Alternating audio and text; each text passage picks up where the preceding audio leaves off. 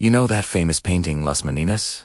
The one hanging in the Prado Museum in Madrid that our teachers love to talk about? That little blonde girl standing in the center surrounded by her servants, and her dog looking right at you with those big, curious eyes. Her name was Margaret Theresa of Spain, and when that painting was made in 1656, she was 5 years old, the most valuable child in all of Europe. Kings fought over her hand in marriage before she could even read. Her future husband started receiving portraits of her as a toddler so he could watch her grow up. But what the paintings never showed was the slow destruction happening inside her body. Because Margaret Theresa was a Habsburg, by the time Margaret was born, her family tree did not branch. It folded in on itself, like a circle, and that circle would crush her before her 22nd birthday. The House of Habsburg started gaining real power back in 1273, when a man named Rudolf became King of Germany. From that point forward, the family had one obsession above all else: marriage. They figured out you could conquer more land with wedding rings than with swords. At their peak, they controlled Austria, Spain, Hungary, and enormous colonial territories stretching across the Americas and the Philippines. But they became terrified of letting outsiders into the bloodline. What if a foreign prince claimed half the empire for himself? So, they would marry each other. Cousins married cousins. Uncles married nieces. Generation after generation, until the family tree stopped looking like a tree. Between 1516 and 1700, more than 80% of all marriages within the Spanish branch of the family were between close blood relatives. When two closely related people have a child, harmful recessive genes do not get cancelled out anymore. They activate. The result is a cascade of birth defects and conditions that no doctor in the 17th century had any way to treat. Infant and child mortality among the Spanish Habsburgs reached 50%, far higher than the average for even that brutal time period. The most visible sign of this damage was the so-called Habsburg jaw, where the lower jaw grows far larger than the upper jaw. It caused speech problems and difficulty eating. But the jaw was just the surface. Beneath it, the real destruction was happening to the immune system. And Margaret Theresa was born right into the middle of all of this. Born to be traded, Margaret Theresa came into the world on July 12, 1651, at the Royal Alcazar in Madrid. Her father was King Philip IV of Spain. Her mother was Mariana of Austria. And if that pairing sounds normal enough, consider tease. Mariana was Philip's niece. He married his own sister's daughter. The age gap between them was nearly 30 years. Philip was in his 40s.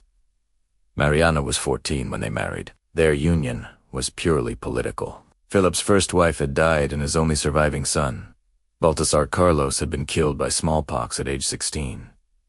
Spain needed a male heir desperately. So, Philip married his teenage niece and started trying to produce one. Margaret was their first child, and right away she became the most politically important girl in Europe because her father still had no surviving son. If Philip died without a male heir, the entire Spanish Empire could pass through Margaret to whoever she married. Every crown in Europe wanted to control that marriage. A normal person 5 generations back has 32 different ancestors. Margaret Theresa had 10. Her family tree did not branch outward the way a healthy one should. It collapsed inward. The same names appeared over and over again in every direction until her ancestry read less like a lineage and more like a loop. Over the next several years, Philip and Mariana had 4 more children after Margaret, 3 sons and a daughter. Every single one of them died in infancy except one, a sickly boy born in 1661 named Charles. This was the boy who would become Charles II of Spain, nicknamed the Bewitched, the most tragically inbred royal in recorded history. His jaw was so deformed he could not chew food. His tongue was so enlarged he could barely speak. He could not walk until he was nearly 8 years old, and even then he fell constantly. His body was the final proof that the Habsburg experiment in genetic purity had failed completely. But in 1651, Charles had not been born yet, and Margaret was the prize everyone wanted. The Austrian Habsburgs wanted her most of all. Emperor Leopold, the head of the Austrian branch, had his eye on Margaret from the moment she was born. And why not? She was his niece. She was also his first cousin in the Habsburg world. That made her the perfect bride. Leopold began requesting portraits of Margaret when she was still a toddler. The great court painter Diego Velázquez was commissioned to create a series of paintings documenting Margaret at every stage of her growth. 2 years old, 3, 5, 8. So Leopold could monitor his future wife from across Europe like a man tracking an investment. That famous painting, Las Meninas, was one of these portraits. It was essentially a status update sent from Madrid to Vienna. Your bride is growing up nicely. Margaret's father, Philip IV, dragged his feet on the engagement for years. He worried that if Margaret married Leopold and then Charles died, Leopold would claim the Spanish Empire through her. Philip wanted Margaret to be a queen in her own right if it came to that, but the diplomatic pressure was overwhelming. In April 1663, the betrothal was officially announced. Margaret was 12, Leopold was 23. The wedding by proxy took place in Madrid on April 25, 1666. Margaret, was 15, Leopold, was not even present.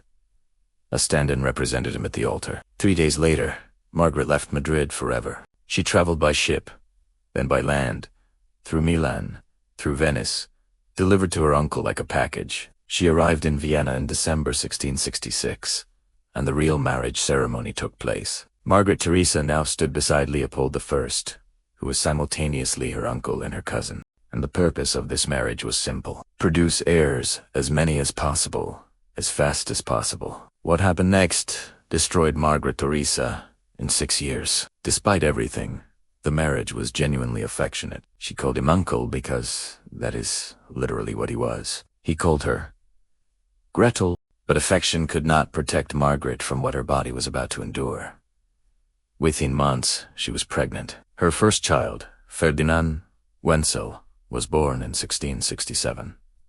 By January 1668, he was dead. This was what happened when two people who shared most of their DNA tried to produce children. The genetic damage was too severe. In 1669, she gave birth to Maria Antonia. This child survived. She was the only one who would live past infancy, but even Maria Antonia would die young at just 23, continuing the pattern of bodies giving out before age 25. Margaret's third pregnancy came almost immediately. In 1670, she gave birth to a boy named Johann Lloyd. He died the same day he was born. 2 living births, 2 dead children, 1 surviving daughter. And Margaret was still only 19 years old. The physical toll was already devastating. 6 pregnancies in 6 years, including at least 2 miscarriages on top of the 4 recorded live births. Her body never had a chance to recover between pregnancies. Each one drained her further. She grew thinner. She fell sick more often. The vibrant girl from the Velázquez paintings was vanishing. In 1672, Margaret gave birth to a 4th child, a daughter named Maria Anna Antonia. The baby survived for exactly 14 days. Then she was gone. Margaret was now 21 years old. She had been married for 6 years. She had been pregnant, essentially, the entire time. 4 of her children were dead. 1 survived, and Margaret herself was falling apart. Her immune system, already weakened by generations of inbreeding, could not handle the relentless cycle of pregnancy, birth, and loss. She was constantly ill.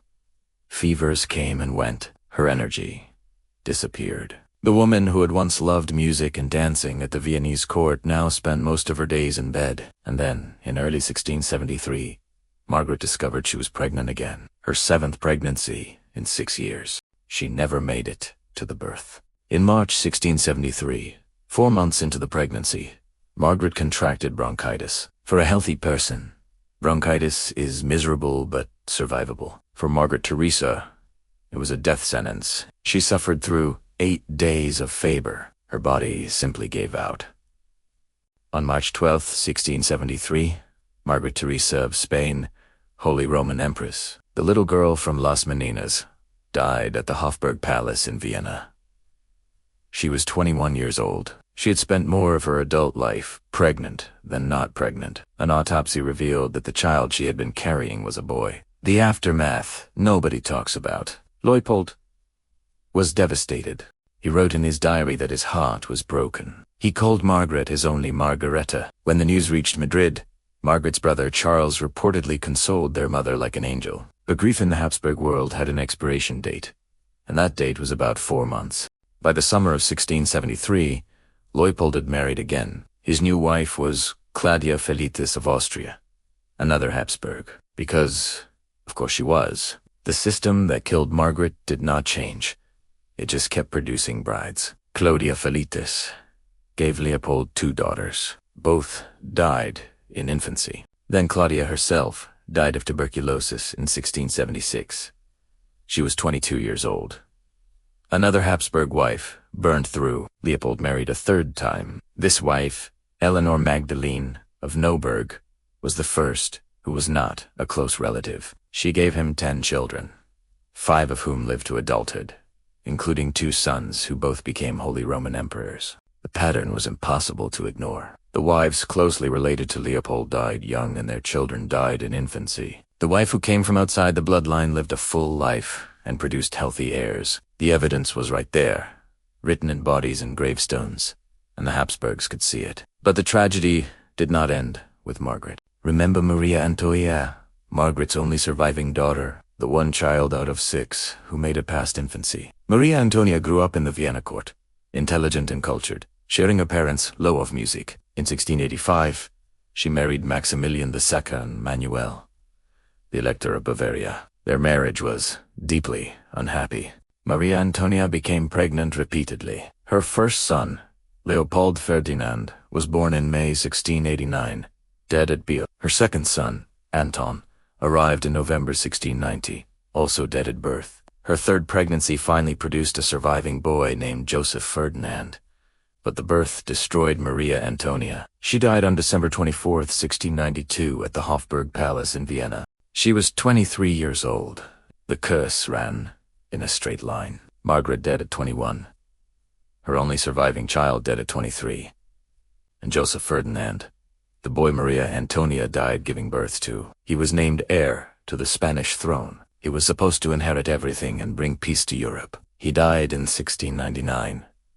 He was 6 years old. 3 generations, all dead before their time. A grandmother, a mother, and a grandson, wiped out by a bloodline poisoning itself. The Habsburgs did not stop inbreeding because they realized it was wrong. They stopped because they literally ran out of people. The Spanish branch died with Charles II in 1700.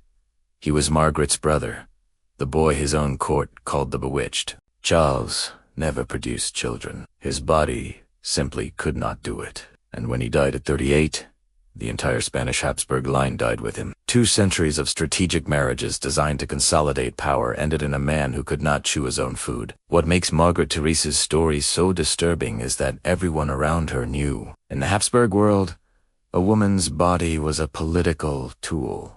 Leopold had 3 wives and 16 children. The math only improved when he finally married someone who was not his blood relative.